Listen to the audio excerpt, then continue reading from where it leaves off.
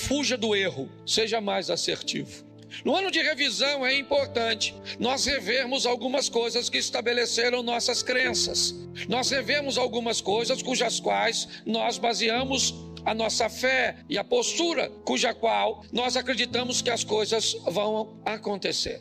Nós temos que ter muito cuidado quando vamos analisar isso. Primeiro, que algo, para ser considerado uma tese bíblica, precisa, para alguns, de 3 ou mais versículos ou textos que baseiem essa afirmação. E uma tese pode ser estruturada em apenas um versículo. Então algumas pessoas começam a citar textos isolados, muitas vezes únicos, totalmente separados do contexto que estavam inseridos na verdade na Bíblia, e transformam isso numa verdade. E uma das coisas que me parece foi muito interpretada ou mal interpretada ao longo da história foi a crença de que Deus não leva em conta os nossos erros.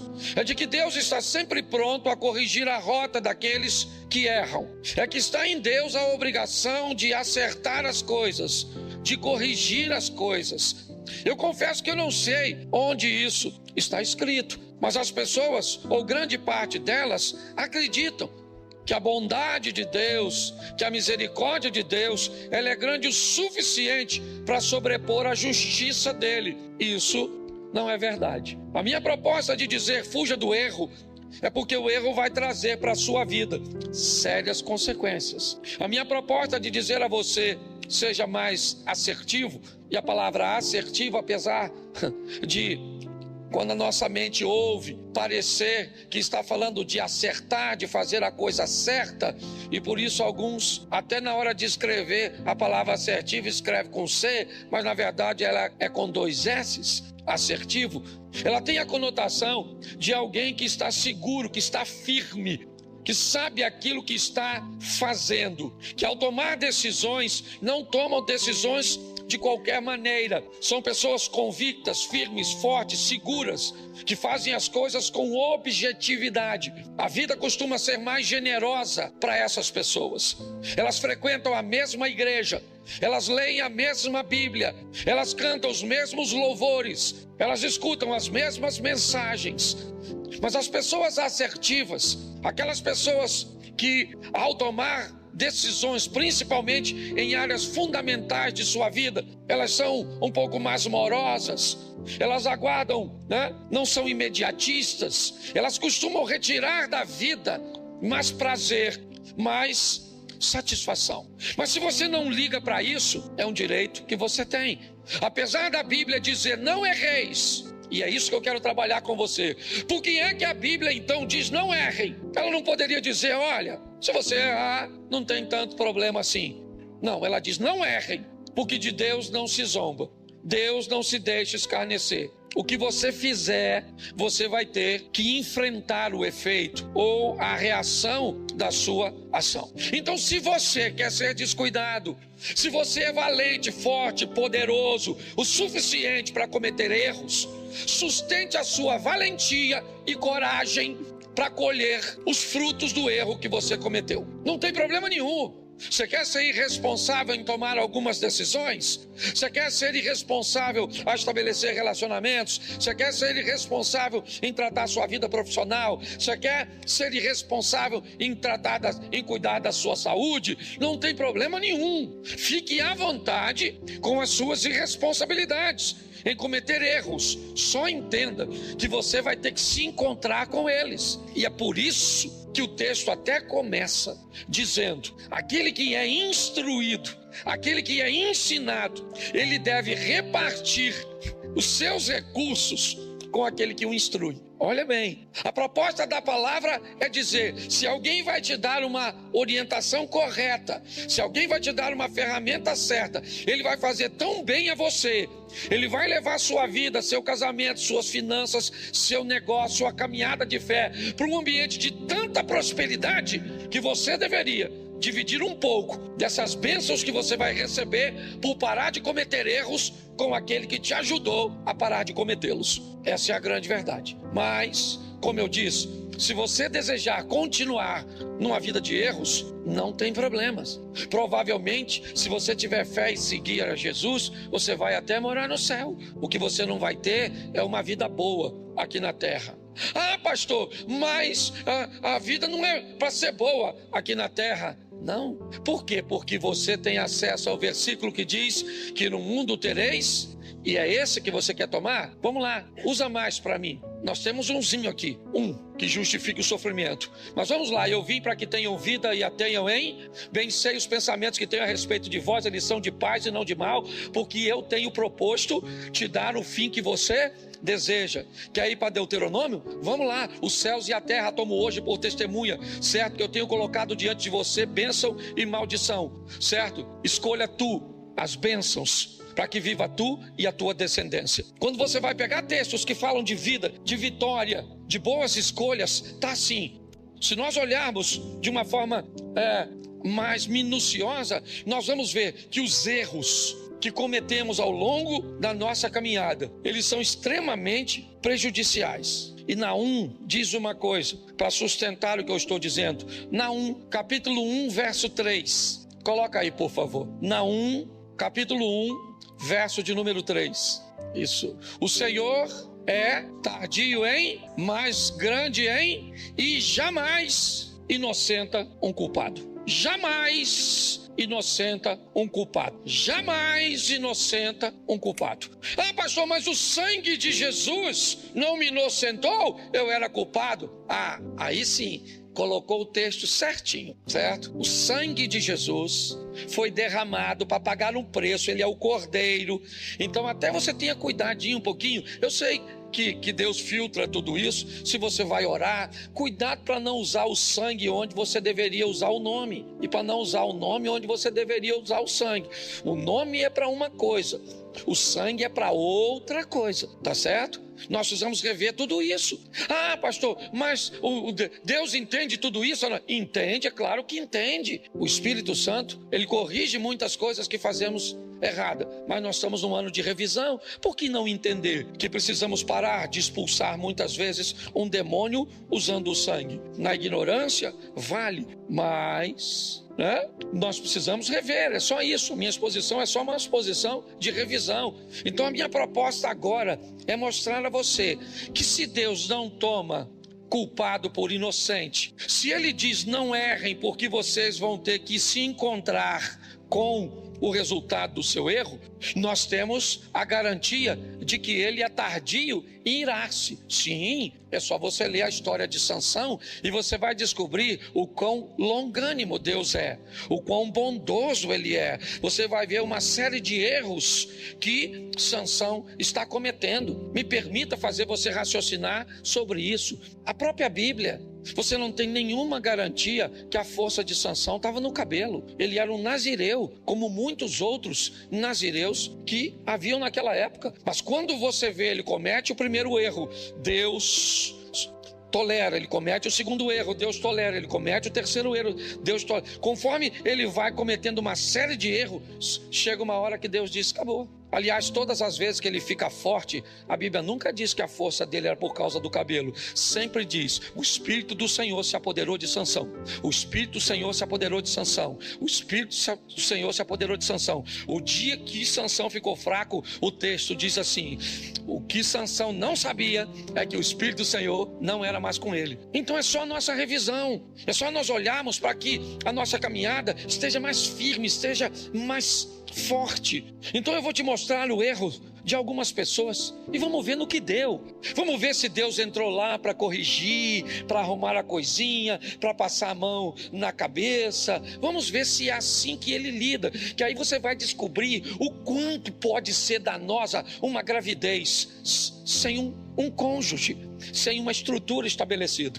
Você vai entender que Deus vai perdoar o seu pecado de ter cometido uma vida sexual fora do casamento e você engravidou. Sim, Deus vai te perdoar, você pode morar no céu, sim ou não? Isso. Mas e a responsabilidade que você agora vai ter que carregar de criar essa criança? Então os erros, eles são complexos. Então, como pastor, às vezes as pessoas vêm falar comigo e eu falo, cara, gente, é muita bagunça muitas vezes. É uma série de erros que vai trazendo uma vida difícil, de gente que vai morar no céu, mas vai viver um inferno aqui na terra.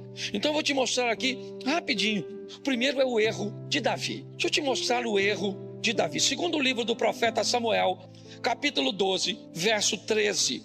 Dá uma olhada nesse texto. 12, 13. Está um pouquinho diferente a minha. Qualquer coisa eu corrijo a minha tradução e vamos ver se depois a gente coloca a minha aqui.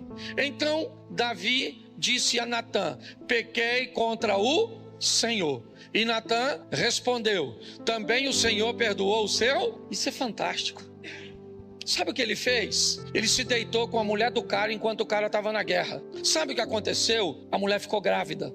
Sabe o que Davi mandou fazer? Mandou matar o cara na frente de batalha. Ele foi o mandante. É isso. Deus então manda o profeta ir a ele. Diga assim: você quer andar bem? Diga, você quer andar bem?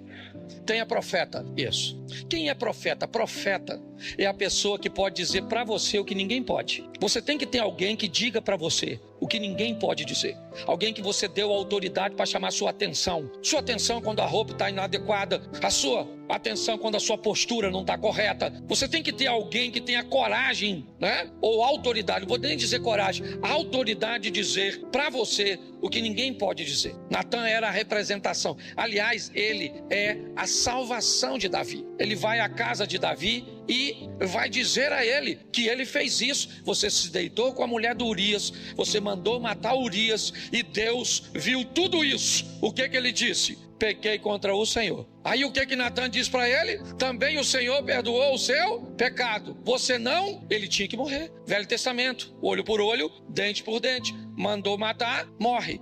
Natã está dizendo para ele: Davi, você cometeu um erro grave, um pecado capital. Você infringiu um dos 10 mandamentos, o decátulo do Moisés, do próprio Deus, as leis dada no monte, escrita nas pedras. Estava escrito na pedra, não era à toa, é porque era um registro sério. E agora Deus diz para ele, através do profeta Natã: também o Senhor perdoou o seu pecado. Você não morrerá. Deus te perdoou, Davi. Você não morre. Verso 14. Mas porque com isso você deu motivo aos inimigos do Senhor a blasfemarem?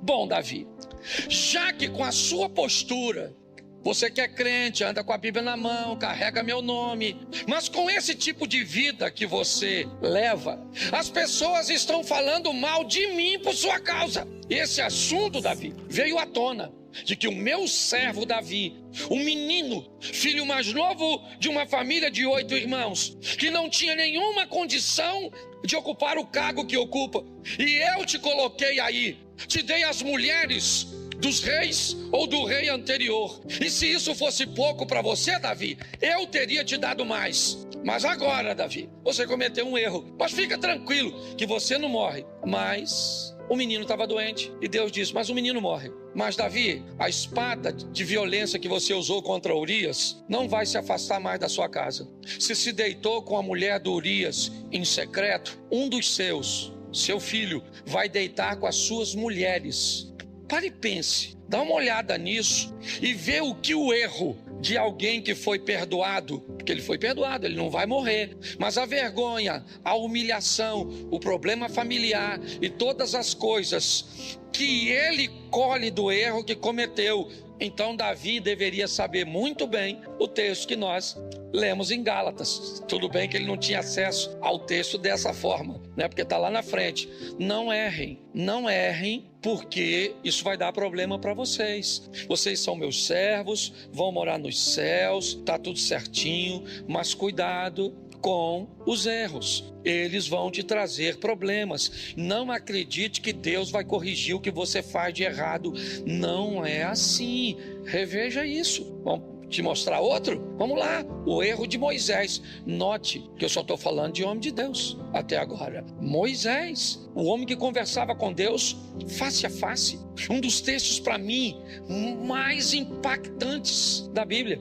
Bota para mim, por favor, Êxodo 32:32. Eu acho que é esse aí. Agora, pois, perdoa-lhe o pecado, ou, se não, peço-te que me risques do livro que escrevesse. Eu não Presta atenção no que o Moisés está conversando com Deus. No momento difícil, onde Deus está dizendo para ele: Moisés, vamos acabar com este povo. Vamos acabar com essa história do Abraão. Vamos começar uma história nós dois. Eu vou começar um povo através de você. Esse povo vai perecer aí no deserto, Moisés. E a gente começa de novo.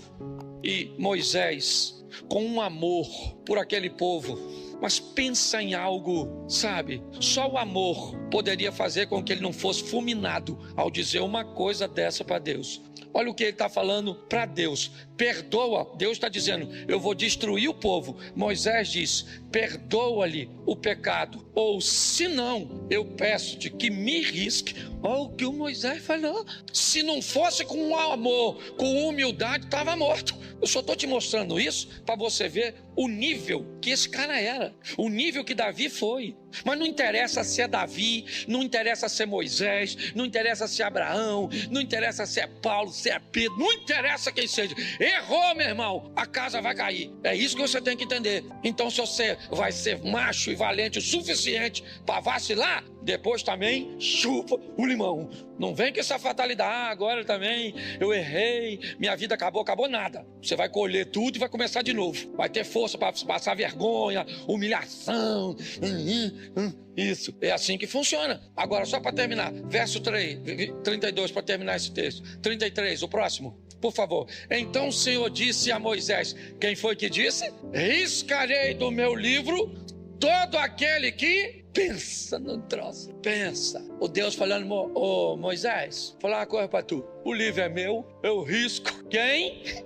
Quem eu? Quero não. Quem vacila. Então quem Zé Ruela era para eu riscar. Você não fez nada, eu não vou riscar, certo? E agora por sua causa também não risco os caras. Não é um negócio maneiro? Pois é, seria bom se a vida dele fosse sempre assim. Mas esse Moisés, Números 20, verso 8, olha o que esse cara faz. Números 20, verso 8, o erro de Moisés. Pegue o seu bordão, ajunte todo o povo, você e Arão, seu irmão, certo? E diante do povo, falem a rocha, e ela dará a sua. Assim vocês tirarão a água e darão de beber à congregação e ao Zani. Verso 11, Moisés levantou a mão e feriu a rocha, deu uma pancadinha. Quantas vezes? 2 vezes com o seu bordão. E saíram o quê? E a congregação e os seus animais? Olhe para mim aqui, o erro de Moisés. Eu não sei nem se isso é erro, falando sério. Porque olha só, Deus falou com Moisés: Moisés, vamos fazer o seguinte, o povo está com sede, então vamos dar água para esse povo. Pega o Arão, seu irmão, vão lá, e aí você pega aquela rocha lá e fala para a rocha: rocha, sai água. E a rocha sai, as pessoas bebem, o gado bebe e está tudo certinho. Lá foi o Moisés. Dizem que ele estava nervoso, eu não estava lá, mas diz que ele estava chateado, aborrecido, sim. E eu acredito que estava, porque ele estava guiando o povo. O povo estava ruim. E ele tinha todo o direito de ficar nervoso, sim ou não? Porque você também tem. Você só não tem o direito, durante o seu nervosismo, desobedecer e desonrar o nome do Deus que você carrega. Você tem direito de ficar nervoso? Claro que tem. Você é gente. Tem hora que parece que... se o Satanás chegar na sua casa, é você que entra nele. De tão nervoso que você fica em algumas ocasiões. Você tem todo o direito, sim ou não? Claro que tem. Você é ser humano. Só que não tem The Walking Dead, zumbizão que não sente nada. Aqui tem hora que você tem raiva, tem vontade de matar, tem vontade de sumir, tem vontade de tudo. Então ele tá nervoso sim. Só que Deus falou: Moisés, fala. Ele foi lá e deu 2 pancadas na rocha. O que aconteceu? A água, jorrou. Sim ou não? Saiu água, sim ou não? Tá certo, sim ou não? Tá certo, sim ou não? O pessoal queria água. Tá certo, sim ou não? Claro que tá. Só não tá para Deus. A água tá saindo, o povo tá bebendo, animalzinho tá bebendo, todo mundo feliz. Eu imagino Deus olhando. Deus tirou Moisés do grupo, levou para o privado e falou: Moisés, o que eu falei contigo? Eu imagino Moisés falando: que. E Deus falou: seja homem, não gagueja não, maluco. Fez agora. Eu mandei você falar ou tocar? Gente. Onde o cara pecou, eu nem sei. Ele se lascou por causa disso. O Moisés não entrou na terra prometida porque deu 2 pancadinhas numa rocha. Imagine você que bate na sua mulher. Porque a rocha não é filha de Deus, sua mulher. Quando você for gritar com a sua mulher, pense no sogro. Deus falou: Moisés, tu não vai entrar não, maluco. Dá uma olhadinha aí do Monte Nebo. Olhou? Rapidinho, só um flash, um spoiler. Mas não entra. Ô, gente, dá para ficar indignado, não dá? Se Moisés não entrou dizendo que risca o meu nome do livro da vida, imagine tu, Cláudio. Eu fico imaginando o Zia. Eu fico imaginando eu. Para pensar. Ele entrou sim ou não? O Moisés entrou sim ou não? Não entrou, mano. Só porque deu uma pancadinha na rochinha. O que indica, abra o olho e seja mais assertivo. Faz as coisas com mais convicção. Que o Davi se lascou. O Moisés se lascou.